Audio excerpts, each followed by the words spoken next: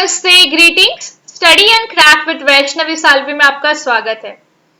Indian economy के course में मैंने ऑलरेडी आपको how to approach Indian economy on the eve of independence, planning in India, 5 year plans in India, इन सारी चीजों के ऊपर वीडियोस अपलोड किए थे। आज हम मेंस के नेक्स्ट टॉपिक पे मूव करते हैं, वो है मोबिलाइजेशन ऑफ रिसोर्सेज, जिसमें हम basically types, needs and sources देखेंगे। ठीक है, इस वीडियो को बेसिकली इस टॉपिक को मैंने 2 पार्ट्स में डिवाइड किया हुआ है। आज के टॉपिक में हम देखेंगे रिसोर्सेज होते क्या है, कितने टाइप के रिसोर्सेज होते हैं, 3 है, ह्यूमन, फिजिकल एंड इकोनॉमिक। फिर हम देखेंगे कि क्या सोर्सेज है गवर्नमेंट रेवेन्यू के। तो बेसिकली यहाँ पे हम जब रिसोर्सेज पढ़ते हैं तो हमें ये समझ में आएगा कि ये गवर्नमेंट पॉइंट ऑफ व्यू हम पढ़ने वाले हैं। हम ये नहीं देख रहे कि इतना इनकम लोगों को जनरेट हो रहा है, हम ये देख रहे कि गवर्नमेंट कितना बेनिफिट इकोनॉमिकली रिसोर्सेज से उठा रहा है। So will see the sources of government revenue, 2 type में, कैपिटल एंड रेवेन्यू रिसिप्ट्स। फिर हम देखेंगे कि ये जो मोबिलाइजेशन होता है रिसोर्सेज का, चाहे वो लोगों से गवर्नमेंट तक हो या गवर्नमेंट से लोगों तक हो, उसमें क्या क्या इश्यूज आ सकती है। तो उसमें हम 3 टॉपिक पढ़ेंगे, fiscal consolidation, variation in state resources and finance commission and tax मैल एडमिनिस्ट्रेशन। मतलब टैक्स एक्चुअली इतना जितना कलेक्ट होना चाहिए कलेक्ट होता है क्या, या जितना कलेक्ट किया जाता है उतना यूज होता है क्या, ये सारी चीजें हम देखेंगे आज के वीडियो में। नेक्स्ट वीडियो में पार्ट 2 में मैं आपको FRBM एक्ट के बारे में बताऊंगी, टैक्स रिफॉर्म्स के बारे में बताऊंगी, how what is the benefit of direct transfer बताऊंगी, and collection of tax arrears, मतलब जो बेसिकली टैक्स को पे नहीं करते उनसे हम कैसे टैक्स कलेक्ट कर सकते हैं। इन सारी चीजों से क्या होगा, ये जो रिसोर्सेज का मोबिलाइजेशन है वो स्ट्रेंथन हो जाएगा। तो स्ट्रेंथनिंग वाला मतलब स्ट्रॉन्ग हो जाएगा। तो स्ट्रेंथनिंग वाला पार्ट हम नेक्स्ट वीडियो में देखेंगे। आज का बेसिकली बस इंट्रोडक्शन वाला टॉपिक रहेगा। तो आज का वीडियो थोड़ा छोटा है पर बहुत ज्यादा इंपॉर्टेंट है। ओके, सबसे पहले हम समझते हैं रिसोर्सेज क्या है। तो रिसोर्स कोई भी कैसा सोर्स या सप्लाई होता है जिससे कोई बेनिफिट प्रोड्यूस्ड होता है। मतलब अगर आप किसी चीज का यूज करके उससे आपको कुछ फायदा या लाभ जनरेट होगा, उसे हम रिसोर्स बोलते हैं। फॉर एग्जाम्पल, अगर कंट्री के पास बहुत पॉपुलेशन है, ठीक है, बहुत सारे लोग हैं, बट उन लोगों में ज्यादा ओल्ड लोग हैं या इलिटरेट लोग हैं या फिर बीमार लोग हैं, तो क्या वो उस कंट्री की ताकत होगी? नहीं, तो वो पॉपुलेशन कंट्री के लिए बर्डन बन जाता है। बट सपोज अगर कंट्री के पास पॉपुलेशन है जो काफी यंग है, हेल्दी है, स्किल्ड है, लेबर्ड है, ठीक है, एजुकेटेड है, जिससे गवर्नमेंट कुछ यूज कर सकता है, तो गवर्नमेंट बोलेगा ये एक ह्यूमन रिसोर्स हो गया। ठीक है, तो रिसोर्स का मतलब ऐसा होता है कि कोई भी एक ऐसा सोर्स जिससे आप बेनिफिट बना सकते हो। फॉर एग्जाम्पल, अगर मेरे पास लैंड है, I can use it land for agriculture. Agriculture के लिए अगर सूटेबल नहीं है तो मैं वहां पे इंडस्ट्रीज को सेल कर सकती हूँ। इंडस्ट्रीज भी नहीं आने चाहते तो मैं वहां पे होटलिंग या कुछ एक टूरिस्ट स्पॉट बना सकती हूँ, जो भी कुछ। सो बेसिकली या फिर मैं लैंड को सिंपली सेल कर सकती हूँ। So from that land, anyhow, I'm going to generate income. So land is a type of resource. तो land, labor, capital मतलब पैसे, इन सारी चीजों से बेनिफिट निकलते हैं। इसके लिए these are the basic resources. इसके अलावा भी energy, entrepreneurship, information, expertise, management और टाइम भी रिसोर्स होता है। ठीक है, क्योंकि आपको अगर ज्यादा टाइम मिलता है आप ज्यादा टाइम से बेनिफिट निकाल सकते हो। So that is also, time is also resource. तो किसी भी गवर्नमेंट को अच्छे से फंक्शन करने के लिए उनके पास जितने सारे रिसोर्सेस है, उन रिसोर्सेस को अच्छे से उनका बेनिफिट यूज करना आना चाहिए। सपोज अगर हमारे देश में जमीन के नीचे बहुत सारा गोल्ड है, बट हमें पता ही नहीं कि उस गोल्ड को यूज कैसे करें, तो then we are not using that resource. So government should have the knowledge to make use of those resources. तो इन रिसोर्सेज कैसे होते हैं, कैसे इनको कैटेगराइज करेंगे, कैसे इनका बेनिफिट उठा सकते हैं, ये आज की वीडियो में देखेंगे। तो पहले मैं चाहती हूँ कि आप 10 सेकेंड वीडियो को पॉज करके पहले टाइप्स ऑफ रिसोर्सेज को याद करो। टाइप्स ऑफ रिसोर्सेज में पहले आता है ह्यूमन रिसोर्स। ह्यूमन रिसोर्स मतलब लेबर एंड स्किल। दूसरा आता है physical resource. Physical resource 2 type के होते हैं, natural and artificial. Natural resources भी हम इंडिविजुअली पढ़ेंगे। नेचुरल रिसोर्सेज भी 2 टाइप के होते हैं, रिन्यूएबल एंड नॉन रिन्यूएबल। ठीक है, आर्टिफिशियल रिसोर्स मतलब मैनमेड रिसोर्स। आप मुझे बताओ, अगर कोई भी चीज मैनमेड है तो ऑब्वियसली अगर इंसान को बनाना पता है तो वापस बना सकता है। So artificial resources are generally renewable in nature. तीसरा टॉपिक है इकोनॉमिक रिसोर्स। इकोनॉमिक मतलब पैसे से रिलेटेड। यहाँ पे मैंने दो टॉपिक अलग अलग दिए, capital resource and revenue resource. आप सोचोगे मैम कैपिटल बदले पैसा, रेवेन्यू भी पैसा, तो डिफरेंस क्या हुआ? ये डिफरेंस आपको एक इकोनॉमिक स्टूडेंट बता सकता है, जो नॉर्मल इंसान आपको नहीं बता पाते। मतलब जो normal students, I don't mean to say economics वाले नॉर्मल नहीं होते, I meant other apart from economics पढ़ने वाले नॉन इकोनॉमिक स्टूडेंट आपको नहीं बता पाएगा। तो इसके लिए आज इस वीडियो को शॉर्ट रखा है, बट बहुत इंपॉर्टेंट, हर एक टर्म के बारे में आपको पता आना चाहिए। पहले डिटेल में ह्यूमन रिसोर्स को पढ़ते हैं। ह्यूमन रिसोर्स मतलब ऐसे लोग हु मेकअप द वर्कफोर्स, जिनको आप काम के लिए रख सकते हो, चाहे वो ऑर्गेनाइजेशन हो, बिजनेस सेक्टर या पूरी की पूरी इकोनॉमी। ह्यूमन रिसोर्स का स्पेशलिटी क्या होता है कि इन लोगों के अंदर नॉलेज होता है, स्किल्स होते हैं and motivation of the people. आपको पता है, if you might have heard कि हमारे देश में unemployment is a bigger problem and that's the reason majority of our youth which gets educated वो दूसरी कंट्रीज में जाके काम करते हैं। As a result, you can see our human resource is working from another country and making that country's resources valuable. ठीक है? और एक चीज, अगर आप मुझे बताओ, मेरे पास बहुत जमीन है, पर उस जमीन को कैसे यूज करना मुझे नहीं पता, will I be able to make an use of it? या मेरे पास बहुत पैसे है, बट उन पैसों को कहाँ अप्लाई करना है, कहाँ उन पैसों को यूज करना है, I don't know, will I be able to do that? But suppose if I am a very knowledgeable person, मेरे पास जमीन नहीं है, पैसे नहीं है, बट मुझे पता है पैसे कैसे कमाने हैं, मुझे पता है कहाँ पे इन्वेस्ट करूंगी तो मुझे जमीन खरीदने मिलेगा। तो human resources is actually the most valuable resource, that's why it's rarest, that is scarcest and also most crucial, क्योंकि ये सबसे largest and longest lasting advantage होता है इकोनॉमी के लिए। ठीक है? तो इसके लिए कंट्री अगर आप देखते हो, बहुत सारे बच्चों के एजुकेशन पे, हेल्थ पे गवर्नमेंट क्यों इतना ये करता है, सब्सिडीज क्यों देता है? Because government wants to strengthen the population, government wants to make human resource. फिर हम देखते हैं फिजिकल रिसोर्सेज में, मैंने आपको बोला दो टाइप होते हैं, नेचुरल एंड आर्टिफिशियल। पहले हम देखेंगे नेचुरल रिसोर्स। नेचुरल रिसोर्स ऐसे रिसोर्सेज होते हैं, ऐसे मटेरियल्स होते हैं जो हमको डायरेक्टली अर्थ से मिलते हैं, हम खुद से नहीं बना पाते। हम फॉर एग्जाम्पल मॉडिफाई कर सकते हैं, अगर आपके पास आयरन ओर है तो आप उसको स्टील बना सकते हो, या आपके पास अगर सपोज कोई और मटेरियल है, आपके पास अगर गोल्ड है, आप उसके ऑर्नामेंट्स बना रहे हो, लेकिन यहाँ पे आप फीचर चेंज नहीं कर रहे हो। ठीक है? तो you are using it as gold only. But now you can see हम जितने सारे अलॉयज बनाते हैं, वो सारी चीजें मॉडिफिकेशन, तो हम नेचुरल रिसोर्स को मॉडिफाई कर सकते हैं, but without the base material are we going to make anything? No.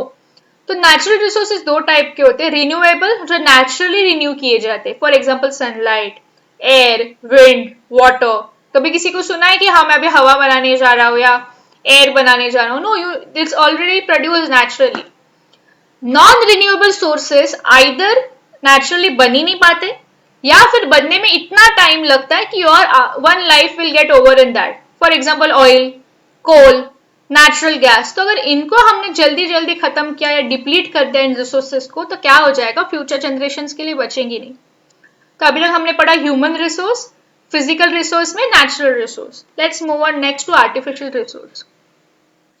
When humans use natural resources to make other resources, उसे हम artificial resources या human made resource बोलते हैं। फॉर एग्जाम्पल अगर मैं मेटल्स यूज कर रही हूँ, वुड यूज कर रही हूँ, ठीक है, सैंड यूज कर रही हूँ, सोलर एनर्जी यूज कर रही हूँ, ये नेचुरल रिसोर्सेस हो गए। पर अगर उनसे मैं बिल्डिंग्स, मशीन्स, ब्रिजेस, ये सारी चीजें बना रही हूँ, तो वो बनने वाली चीजें बन गई आर्टिफिशियल रिसोर्सेस। आप बोलोगे मैम आर्टिफिशियल रिसोर्सेस क्यों बोलेंगे बिल्डिंग्स को? क्योंकि बिल्डिंग्स का भी आप यूज करते हो, buildings is a benefit for you, so building is a resource for you. पर बिल्डिंग को बनाया किसने? इंसान ने, तो वो हो गया आर्टिफिशियल रिसोर्स। टेक्नोलॉजी भी एक आर्टिफिशियल रिसोर्स है। अभी क्योंकि रिसोर्स को इंसान बना सकता है, artificial resources are mostly renewable. One can rebuild a building, one can fix a broken machine, आप ब्रिज को भी रिपेयर कर सकते हो। तो अभी तक हमने क्या पढ़ा? ह्यूमन रिसोर्स, फिजिकल में artificial and natural. Let's move on to economic resource.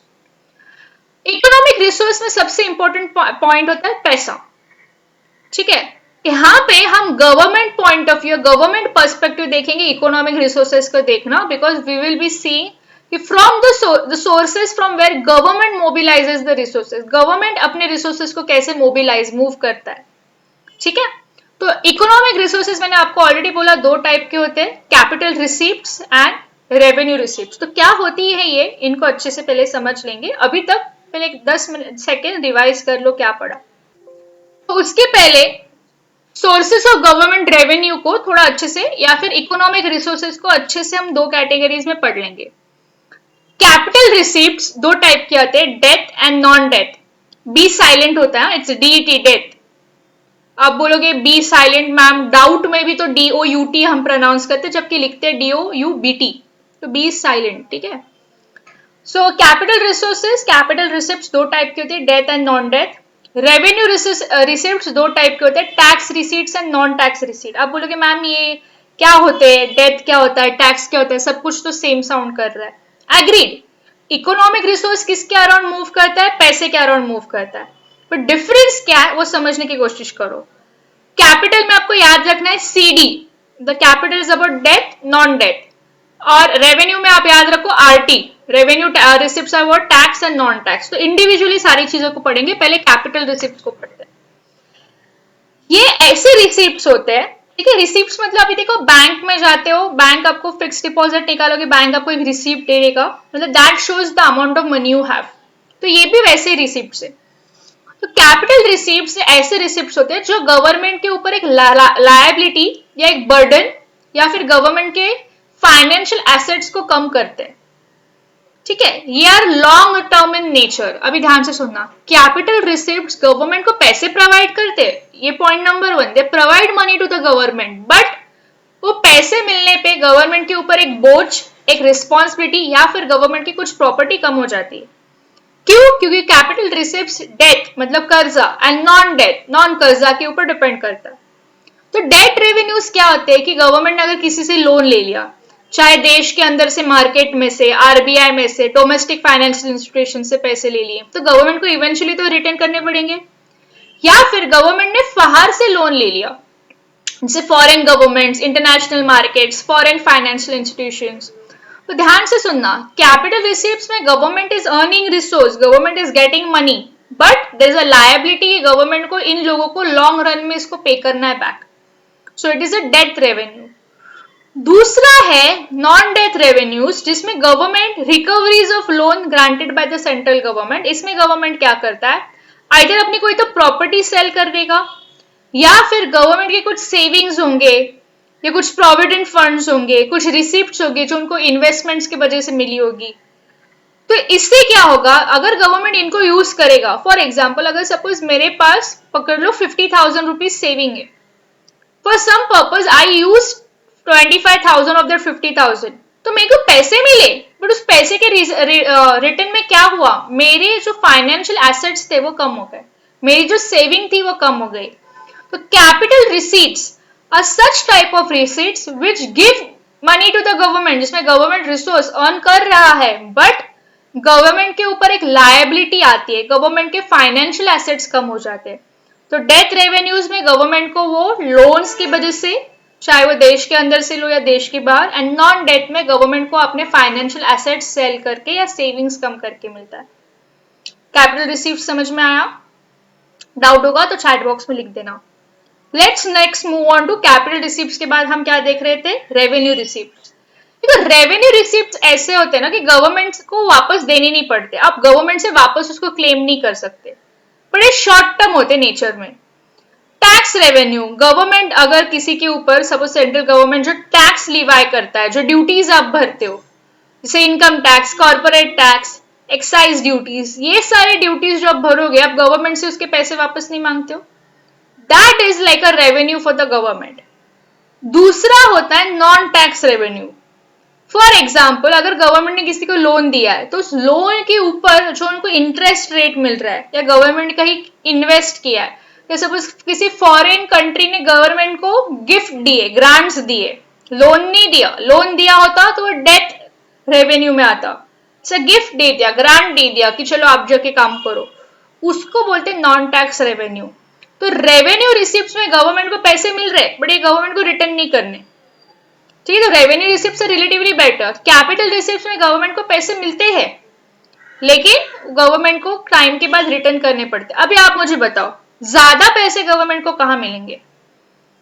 आप मुझे बताओ, थोड़ा सा इंटरेस्ट रेट या थोड़ू से टैक्स में गवर्नमेंट को ज्यादा पैसे मिलेंगे, या जब गवर्नमेंट लोन उठाएगा बाहर के इंस्टीट्यूशन से, या जब अपनी कोई प्रॉपर्टी सेल करेगा तो उसको ज्यादा पैसे, तो ऑब्वियसली गवर्नमेंट को हमेशा ज्यादा पैसे लगते हैं। तो our country has more capital receipts as compare to revenue receipts, which is not a good thing for the economy. ठीक है, तो अभी तक हमने क्या पढ़ा, रिसोर्सेज क्या होते हैं, कोई भी एक ऐसी चीज जिससे हमें क्या मिलता है, बेनिफिट।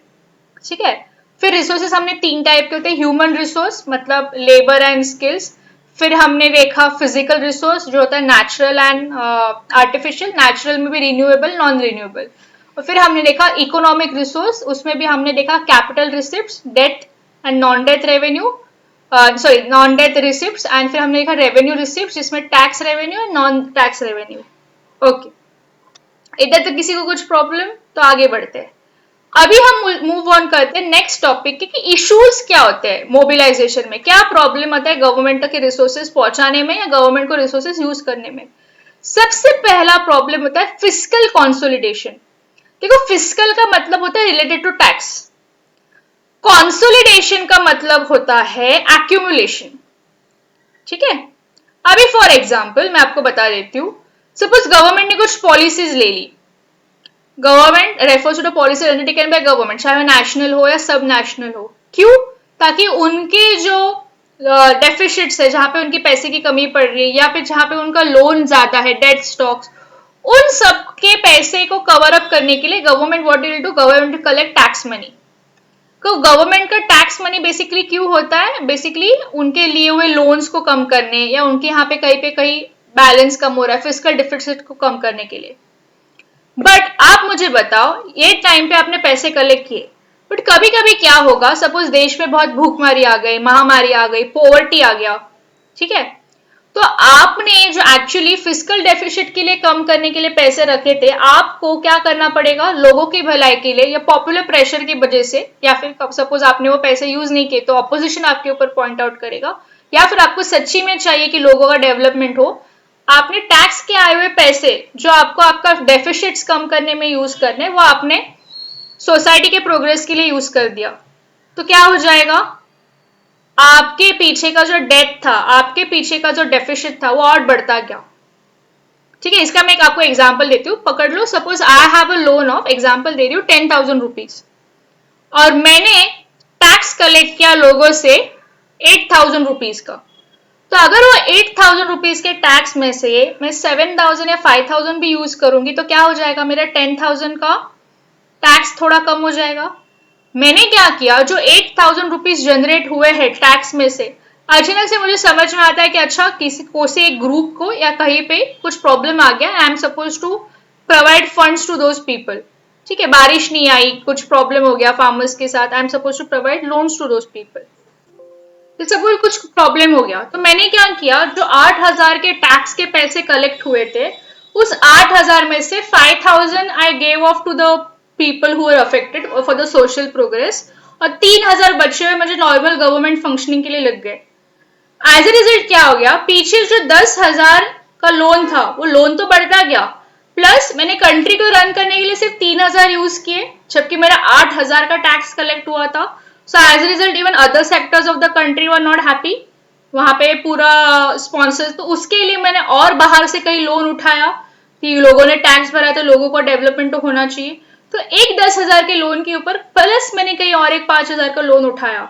तो इससे आप देख रहे हो फिस्कल कंसोलिडेशन बेसिकली क्या होता है, कलेक्ट किए हुए पैसे गवर्नमेंट के ऊपर के बर्डन को कम करने के लिए, डेट को कम करने के लिए, बट कभी कभी गवर्नमेंट उन पैसों को कहीं और यूज कर देता है, लेट अस नॉट से for any purpose for social progress, but उसकी वजह से क्या हो जाता है, फिस्कल डेफिसिट बढ़ता जाता है, टैक्स का डेफिसिट बढ़ता जाता है, जितना टैक्स आया उससे भी ज्यादा खर्चे हो जाते हैं। For example economic crisis of 1991 में हमें अपनी इकोनॉमी क्यों ओपन करनी पड़ी, क्योंकि उसके पहले हमने गरीबी हटाओ कैंपेन स्टार्ट किया था, जिसकी वजह से हमने क्या किया, लोगों की गरीबी हटाने के लिए बहुत सारे लोगों के ये लोन्स को वेव ऑफ कर दिया। तो लोग बैंक से लोन्स लेते थे but they were not paying it back, as a result what happened, even banks went into crisis, और हमारे देश में कंट्री के पास पैसे नहीं थे उन बैंक्स को सर्वाइव करने के लिए। As a result we had to change our economy, economic style, open करने पड़े मार्केट्स। तो ये क्यों हुआ, फिस्कल कंसोलिडेशन के वजह से। तो पहला पॉइंट आपको याद रखना है, fiscal consolidation is basically it refers to policies undertaken by government to reduce their deficit, but कभी कभी ये पॉसिबल नहीं हो जाता, जिससे फिस्कल कंसोलिडेशन इग्नोर हो जाता है। पहला प्रॉब्लम आपको समझा। दूसरा प्रॉब्लम देखते हैं, पहले उसके पहले मैं आपको फिस्कल डेफिसिट और रेवेन्यू डेफिसिट के टर्म्स मैंने आपको दिए। The difference between total revenue and total expenditure of the government excluding the borrowings।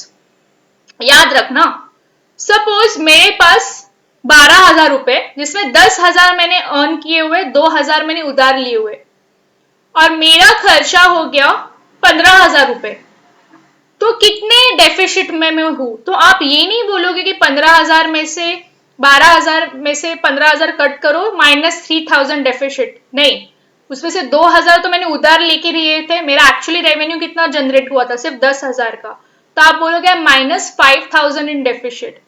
तो जब भी हम फिस्कल डेफिसिट काउंट करते हैं, हम लोगों से लिए बोरो किए हुए पैसे नहीं पकड़ते, we always see the money we have generated, not borrowed. Revenue deficit क्या होता है? जब गवर्नमेंट के पास एक्चुअल में जितने पैसे खर्च करनी चाहिए उससे ज्यादा खर्च हो जाता है, तो गवर्नमेंट के रेवेन्यू में डेफिसिट आ जाता है। ठीक है, अभी एक चीज ध्यान से सुनना, एक्सपेक्टेड रेवेन्यू, अगर सपोज मैंने गवर्नमेंट ने एक्सपेक्ट किया था इस बार 1 लाख का रेवेन्यू आएगा, ठीक है, बट उससे भी कम रेवेन्यू आता है और खर्चा ज्यादा होता है, तो एक्सपेक्टेड रेवेन्यू और एक्सपेंडिचर में जो डिफरेंस आता है वो रेवेन्यू डेफिसिट होता है। तो ये टर्म्स के डेफिनेशंस कोई आपको नहीं पूछेगा, but you should have a understanding, क्योंकि ये टर्म्स जब क्वेश्चन में यूज की जाती है आपको लगता है ये क्या था। तो फिस्कल याद रखना, रेवेन्यू और एक्सपेंडिचर, उसमें से बोरोइंग्स को आप हटा देते हो, दैट इज फिस्कल, टैक्स से रिलेटेड होता है। And revenue is actually the money developed, generated. Okay, next we see issues arising in mobilisation. कभी कभी क्या होता है, ध्यान से सुनना, गवर्नमेंट को 2 टाइप का फ्लो मेंटेन करना होता है। एक सेंट्रल गवर्नमेंट से बाकी सारे स्टेट्स में पैसे डिवाइड करो। अभी गवर्नमेंट के पास टैक्स के पैसे आ गए, central government has got tax money. For example let us consider GST, government के पास जीएसटी के पैसे आ गए, तो government has to make sure कि जीएसटी के पैसों में से कुछ पोर्शन मुझे सेंट्रल गवर्नमेंट के लिए रख के बाकी पोर्शन को स्टेट गवर्नमेंट में डिवाइड करना है, बाकी सारे स्टेट्स में। So there is one division between central and state. Plus government has to also make sure कि states में भी आप सारे states में equal money develop नहीं कर सकते। For example, ये बहुत conflict वाली चीज भी होती थी। Example if you consider Bihar with Kerala in terms of education. Kerala में population कम है, बहुत ज्यादा educated है, ठीक है, and Kerala is quite active state government. It mentions कि वहाँ पे employment, सारी चीजें, women empowerment, सारी चीजें, उनका medical health facility, सारी चीजें काफी developed है। Whereas if you see our Bihar, population is more, ठीक है, too much of politics, लोगों में resources equally divide नहीं होते, education बहुत problematic है। I'm not saying the entire part, but I'm just giving you example. तो आप बिहार है जो बिल्कुल rules follow नहीं कर रहा as compared to Kerala। जब गवर्नमेंट को पैसे देने हैं, गवर्नमेंट देखेगा बिहार में ज्यादा प्रॉब्लम्स है, केरला में कम प्रॉब्लम्स है, तो obviously government will give more money to Bihar and less to Kerala, because government will think कि बिहार को ज्यादा पैसे लगेंगे डेवलप करने में। Here Kerala will have a problem because Kerala will think that we are following the rules, that does not mean we should not get our money, we should also get large amount of money so that we develop ourselves further. But government के पास भी limited money है, तो government के पास problem कहाँ पे आता है? 2 veg में, आइदर स्टेट्स में अलग अलग शेयरिंग कैसे देने की, प्लस सेंटर और स्टेट के बीच में कितना पैसे जाना चाहिए। इसके लिए फाइनेंस कमीशन होता है। फाइनेंस कमीशन ये vertical imbalance as well as horizontal imbalance को पढ़ाई करके उसमें क्या क्या प्रॉब्लम्स और क्या क्या रेमेडीज आ सकते देखता है। तो ये सेकंड प्रॉब्लम होता है कि गवर्नमेंट के पास जो पैसे कलेक्ट होके आते हैं वो अनइवनली डिस्ट्रीब्यूट होते हैं लोगों के बीच में, विच इज अ प्रॉब्लम। या फिर सपोज अगर गवर्नमेंट ने कल बोला कि I will give money as compare to the population, तो that will be a problem because Kerala will say they are following the birth control number, they are maintaining how many kids should be born, whereas Uttar Pradesh is highly populated. So that is the problem. Finance Commission has to take into consideration all the things while before distributing the resources. तो हमने देखा पहला fiscal consolidation, दूसरा variation in state resources and finance commission. Last topic for today is tax maladministration. Basically आप देखोगे inefficient tax administrative system की वजह से क्या होता है, बहुत सारे प्रॉब्लम्स होते हैं। एक होता है टैक्स इवेजन, दूसरा होता है टैक्स अवॉइडेंस। एक फॉर एग्जाम्पल, अगर सपोज मुझे टैक्स भरना है 30,000 रुपीज का, ठीक है, बट मैंने क्या दिखाया, मेरा एक्चुअली इनकम के हिसाब से 30,000 रुपीज होना चाहिए, बट मैंने दिखाया कि मेरा लेस इनकम जनरेट हुआ, मेरा बिजनेस में लॉस में चला गया, या मेरे पास इतनी सारी दूसरी रिस्पॉन्सिबिलिटीज है, तो मेरा टैक्स क्या हो जाएगा, 30,000 की जगह 20,000 हो जाएगा, कम हो जाएगा, because seeing so many problems. तो मैंने क्या किया, अपने टैक्स को इलीगली कम किया, या फिर दूसरी चीज, मैं टैक्स भर ही नहीं रही हूँ, I am avoiding paying the tax. इन दो चीजों की वजह से क्या हो रहा है, गवर्नमेंट का जो जितना रेवेन्यू कलेक्ट होना चाहिए वो भी कम कलेक्ट हो रहा है। इन टर्म्स को मैंने अच्छे से थोड़ा इधर डेफिनेशन में दे दिया, the use of legitimate and legal ways. ठीक है, मैंने जो अपना टैक्स कम करने के लिए दिखाया, कोई इलीगल तरीका नहीं लिया, but I took the advantage of shortcomings in the legislature. इसके लिए आपको पता है, कभी कभी शॉप में आप जब जाते हो दुकान में, आपको दुकानदार सारी चीजों के बिल नहीं देता, ठीक है, कुछ चीजों के बिल आपको बस will give for only big medicine and all, not for any small item. Reason, अगर सब चीजों के बिल दिए तो उतना इनकम वहां पे रजिस्टर होगा, which they do not want to do that. ठीक है, तो ये कहाँ पे यूज किया जाता है मैं आपको बता दी, तो सबसे ज्यादा it goes in state, for example buying houses, buying flats, buying gold jewellery. ठीक है, बहुत वहां पे टैक्स अवॉइडेंस करने के चांसेस होते हैं। Tax evasion, evasion is a use of illegal means to avoid paying your taxes. ये कैसे हो सकता है, either the tax payer evades assessment only, मतलब वो टैक्स उसको लगेगा ही नहीं, वो उस कोशिश में रहता है, या फिर लगा हुआ टैक्स वो भरेगा ही नहीं, वो इस कोशिश में रहता है। तो आप देख रहे हो what are the issues of mobilisation of resources. पहला था फिस्कल कंसोलिडेशन, दूसरा distribution of revenue within the states and also between the centre and the state, और तीसरा है टैक्स मैल एडमिनिस्ट्रेशन। तो आज हमने मोबिलाइजेशन ऑफ रिसोर्सेज का छोटा पार्ट देख लिया, अगली बार हम देखेंगे इन चीजों को हम कैसे अवॉइड कर सकते हैं। ठीक है, so next class strengthening resource management. अगर इधर तक आपको कुछ डाउट हो तो please let me know, please like share and subscribe study and crack. Thank you everyone, God bless you, thank you.